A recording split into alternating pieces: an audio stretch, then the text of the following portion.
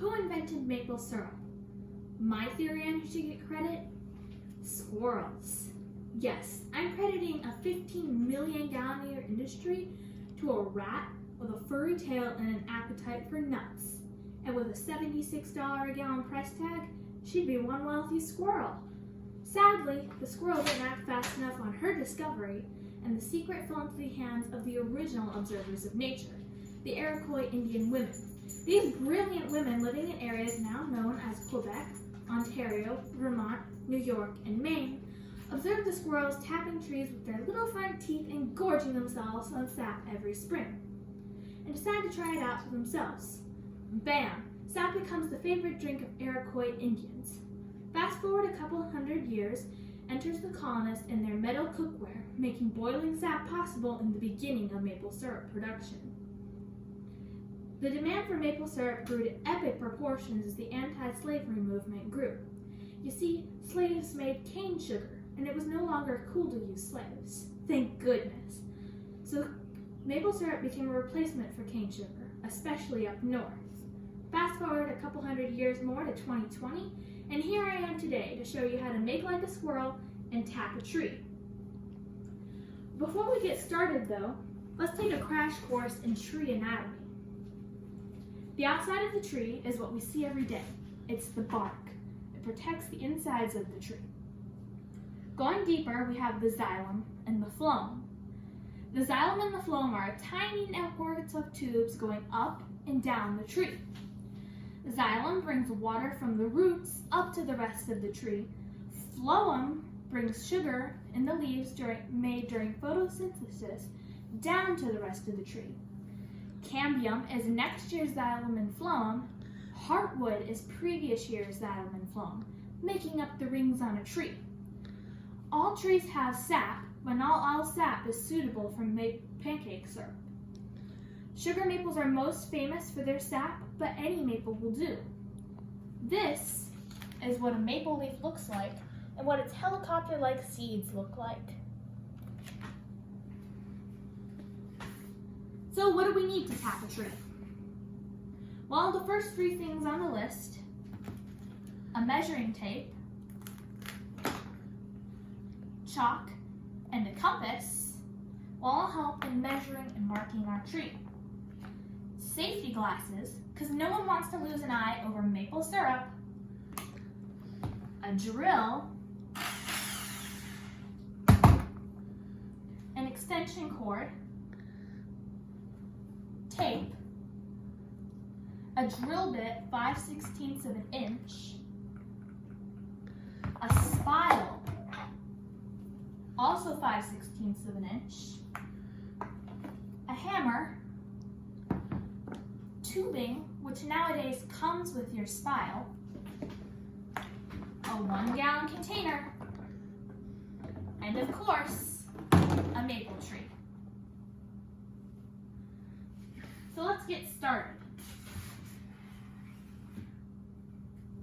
Mark your drill bit 2 inches from the tip. Mine is already done, and that's what your tape is for. So why do we mark it 2 inches from the tip? Well, go back to our crash course in tree anatomy. The bark, the xylem, and phloem is roughly 2 inches thick. If you go any deeper, you'll hit heartwood, which has no sap at all. It's dead. So if you only remain in the 2-inch mark, you'll be sure to get something. Next, measure the diameter and mark your tree. So your tree needs to be at least 12 inches in diameter. So what is a diameter anyways? Well, the diameter is a measurement on a circle from one side to the other. So how do we get the diameter without chopping our tree down? Well, to get the diameter, you need to know your circumference. The circumference is the perimeter all the way around a circle. To get the circumference, you simply measure 4 feet from the ground and wrap your measuring tape around the tree and note how many inches. To get the diameter out of the circumference, you need your handy-dandy diameter formula. The diameter formula is circumference divided by 3.14 equals. For example, my tree at home was 50 inches in circumference. So 50 divided by 3.14 equals 15.92 inches in diameter. Or we could just round up to 16. Back to the steps. Mark your tree. This is our pretend tree for the day. Measure 4 feet from the ground. Obviously, this isn't 4 feet, but we can pretend.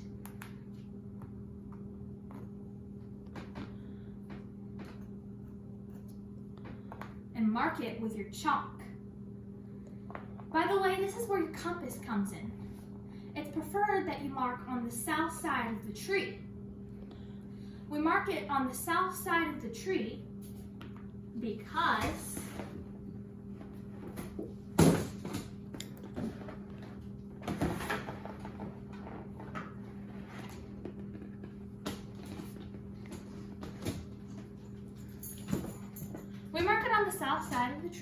because in the winter, a tree stores a very sweet concentrated sap in its xylem and phloem to prevent the tree from freezing and dying over the winter. When daytime temperatures reach above freezing, the tree starts to move this sweet sap thinking it's spring. But when nighttime temperatures drop back below freezing, the tree stops moving this sap. This process repeats daily until nighttime temperatures no longer reach below freezing. When this happens, the tree will completely wake up and start budding, and then that sweet sap disappears and a more bitter sap replaces it. The Iroquois Indian women living up north called this time to tap maple trees the maple moon. It's about 2 weeks before the spring equinox in mid-March until mid-April. That's for our friends up north, but here in Kentucky, you just never know when you'll be tapping trees.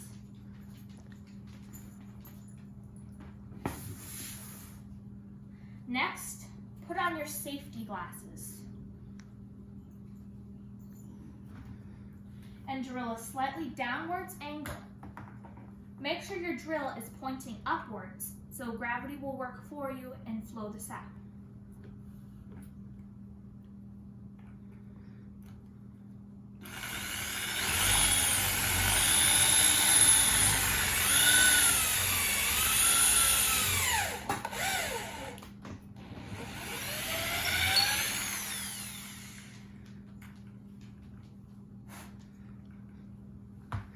Next, insert your spile and gently tap into place with your hammer. Attach the tubing to one end of the spile and the other into your 1 gallon container. Next, you just wait until the sap starts to flow. This was our family's first year tapping our maple tree and collecting sap. We collected 8 gallons in just under 2 weeks in February. After we boiled off the sap, we had 2 jars of maple syrup. I don't think we'll start a maple syrup farm, but it was pretty fun. It'll be a pretty fun family tradition, and it was cool to learn what real maple syrup farmers do for us. And to think, it all started with a squirrel many maple moons ago.